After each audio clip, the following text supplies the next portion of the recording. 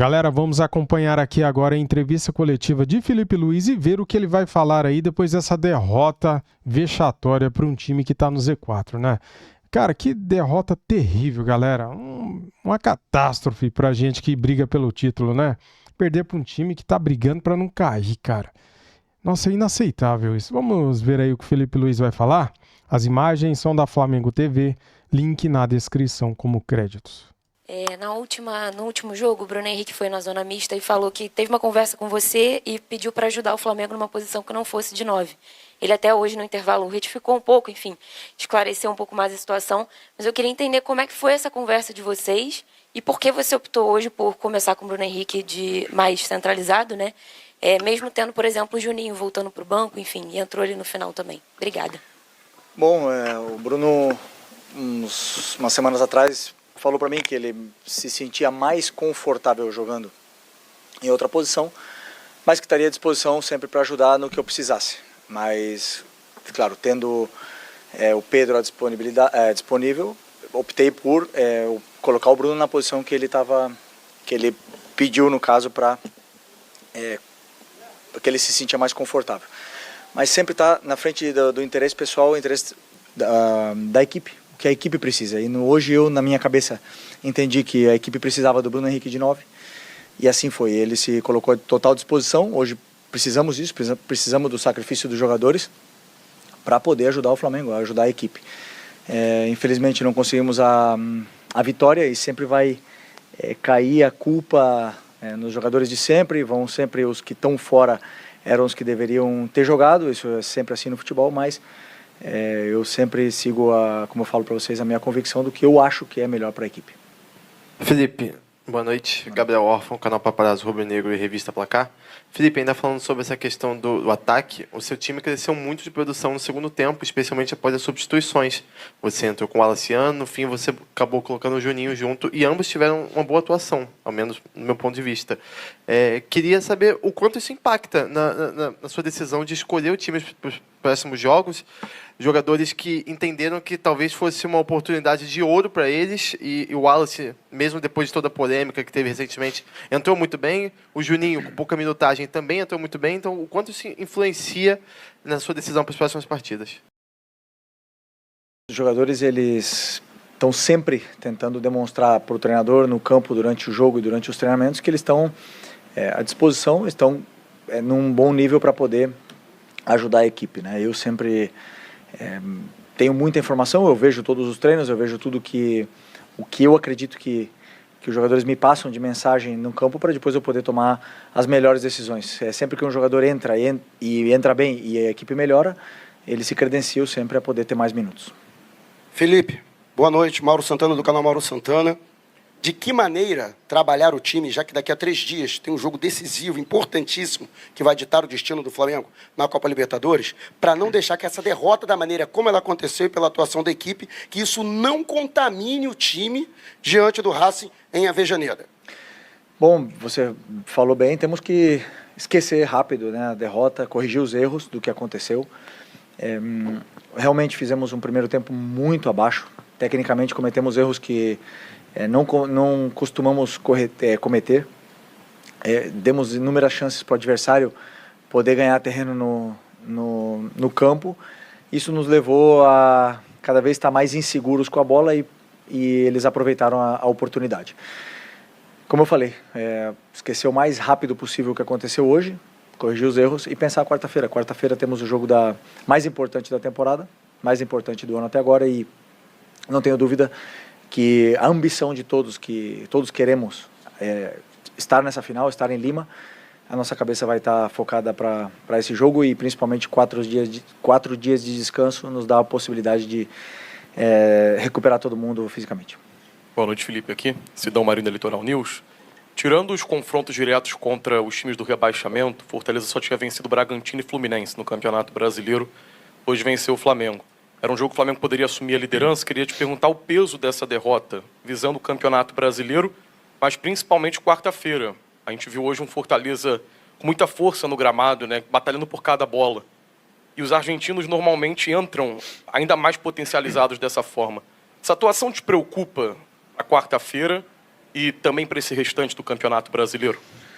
Bom, como eu falei, cada jogo tem uma história, o adversário te coloca dificuldades, cada adversário tem peças com características diferentes que vão te colocar sempre dificuldades. O Fortaleza foi assim, né? Não contávamos com essa atuação e com essa derrota. É verdade que viemos de uma sequência muito pesada, com jogos aí a cada 3 dias, e jogos duros, tanto a nível físico como a nível mental, mas absorver o mais rápido possível. Eu gosto sempre de tirar a limpo, né, o que a gente fez mesmo na vitória, as coisas ruins, e também na derrota não foram só coisas ruins, também houveram coisas boas. Então, dizer para os jogadores o que realmente aconteceu no campo e a partir daí preparar para o jogo de quarta-feira. Para você ver, né, galera, contra o Botafogo foi 3-0 fora de casa, né? A concentração estava alta, cara. Eles queriam muito vencer o jogo, né? E eles acreditavam que podia vencer e venceram. Contra o Palmeiras, estava venceu bem, né, o primeiro tempo por 3-1.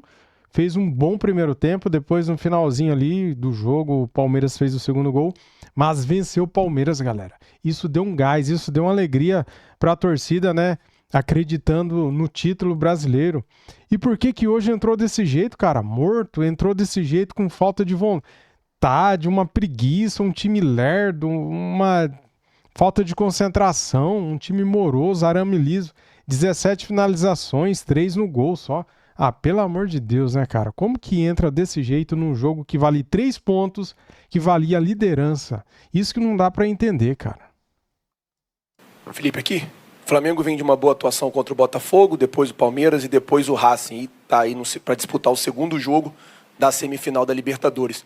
Você acha que essa partida que acontece no intervalo entre os 2 jogos, o Flamengo vai ter que correr lá em Avejaneda também, acaba que inconscientemente o jogador ele acaba entrando, se preservando um pouco mais no jogo, tirando um pouco mais o pé, até com medo de sofrer uma lesão, de se machucar e ficar fora de uma semifinal e quem sabe até de uma final de Libertadores, caso o Flamengo passe? Eu queria que você falasse um pouco sobre isso. Bom, pelo menos eu quando jogava, jamais. Eu entrava no campo e dava a minha vida independente do adversário que tinha pela frente. E eu acredito que eles também. Como eu falei, o jogo hoje, nível técnico, domínios, passes, até mesmo atacar ao espaço, coisas que a gente fez muito menos e pior do que a gente vinha fazendo nos últimos jogos. Isso deixou o Fortaleza mais confortável dentro do campo, cometemos cada vez mais erros e demoramos para entrar no jogo, né? Quando entramos no jogo já estava 1-0 para o Fortaleza, não entendemos rapidamente onde eles estavam deixando os espaços e somente no segundo tempo onde a gente fomos criar chances mais claras de gol. Mas não acredito que tenha sido por não colocar o pé, como você fala, senão simplesmente pelo contexto do jogo que aconteceu hoje.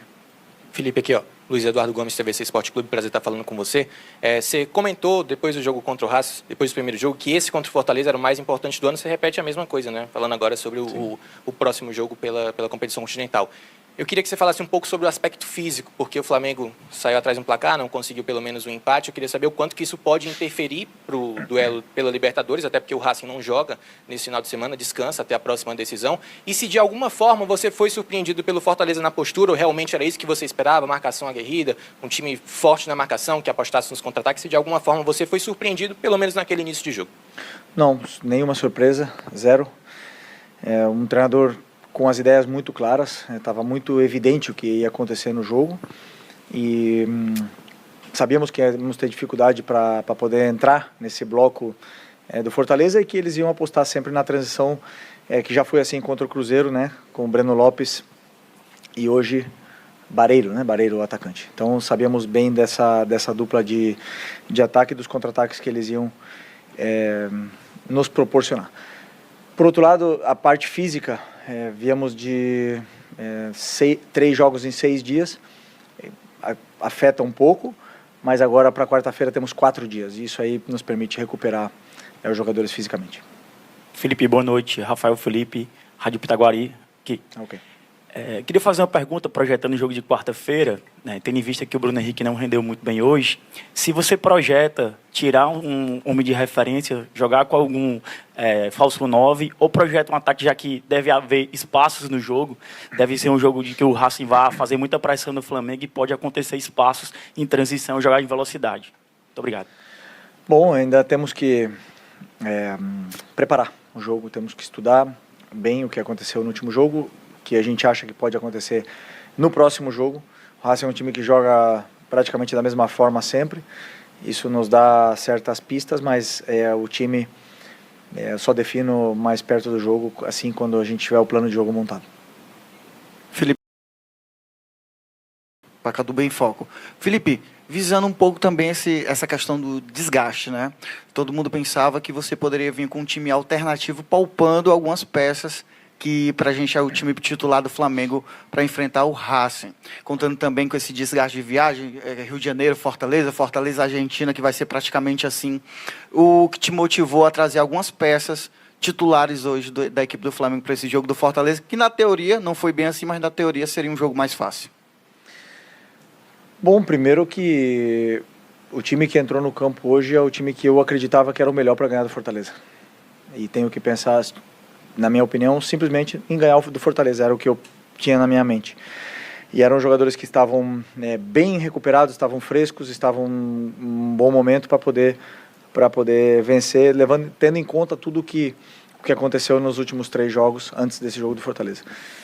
Infelizmente não vencemos e sempre vai entrar na questão poupar, não poupar, se poupa está errado, se não poupa está errado. Então, como eu falo sempre, sigo as minhas convicções e vocês, claro, estão aí para criticar ou para elogiar. Felipe, aqui, por favor. Toninho Vieira, estamos aqui com a nossa equipe do Portal Crajubá, Rádio São Francisco FM, do Crato, do Tempo de Juazeiro. Permita-me abrir um parêntese para cumprimentar o Rodrigo. Há muito tempo que a gente não se vê. E eu gostaria de saber, pelas experiências que você fez durante essa partida, você colocou Plata, o Bruno Henrique, Juninho, o Alacian. Claro que você não vai adiantar agora, mas isso te ajudou a ter uma definição em relação de quem deve ser o 9 para o jogo decisivo diante do Racing? Todos eles já jogaram de 9. Todos eles que você citou. Bruno Henrique, Plata, Wallace, Juninho. Opções eu tenho. O jogo de hoje é um jogo totalmente diferente do que vai acontecer na próxima quarta-feira. Como eu falei, ainda vou estudar bem como vai ser o próximo jogo e a partir daí montarei o plano de jogo e os jogadores que vão jogar. Okay? Obrigado, boa noite, pessoal. Valeu. Cara, é até difícil falar depois de uma derrota dessa, cara, porque dói demais, né, galera? Se vencesse ou empatasse hoje, estaria na liderança do campeonato. O que dói é ver o comportamento do time em campo. Você percebe, cara, que o time não entrou igual entrou ligado contra o Palmeiras, não entrou igual entrou contra o Botafogo, contra o Racing. Você percebe que o time está se poupando com marcha lenta. Você percebe que eles estão desconcentrados. Muito erro de passe, cara. Como eu falei no outro vídeo, é muita técnica para muito erro. Meu, como que um time desse técnico pode dar tantas brechas, ceder contra-ataque pro adversário errando passe, cara? Não tem condição, não tem como. Se o Flamengo tivesse perdido para um time que tá no G4, brigando ali, né, no G4, você até entende, fora de casa. Mas perder para um time que tá lá embaixo, cara, na zona de rebaixamento, 18º colocado, não dá para aceitar, né? A gente já tinha perdido pro Santos. O Santos tá onde? Lá embaixo, brigando lá para não cair. Não tá no Z4, mas pode entrar no Z4, né? Então, é muita... Cara, é muito triste, é broxante, viu? Assistir um jogo desse. Dá ódio, dá muita raiva. Dá muita raiva, porque eu, antes do jogo, tinha certeza que o Flamengo venceria o Fortaleza, cara, com o time reserva. Aí o time entra em campo e faz isso. Uma decepção gigantesca dessa. É inaceitável. Inaceitável. Agora, vamos ver o que vai acontecer amanhã. Se o Cruzeiro vencer o Palmeiras, ufa! ainda bem, né? Eles não vão escapar de novo, né?